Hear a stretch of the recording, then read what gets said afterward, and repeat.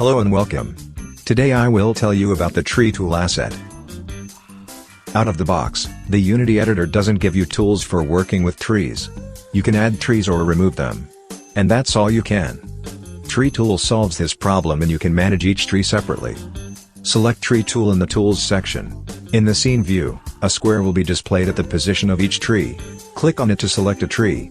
For the selected tree, handles and toolbar will be displayed. Using the handles, you can move and scale the tree.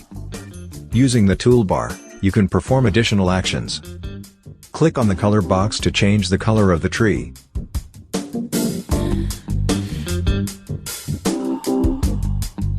The prefab button allows you to change the prefab for the tree.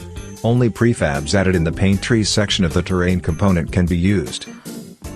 The duplicate button creates a duplicate of the tree with the same settings and in the same position as the original. The delete button deletes the selected tree. The extract button extracts the selected tree from the terrain and instantiates it in the scene. When a game object is selected, which is the root prefab instance and contains a mesh filter, a toolbar will be displayed for it, allowing you to quickly inject the tree into the terrain. Tree Tool can perform mass actions on trees. They are grouped in Tools Infinity Code Tree Tools Mass Actions.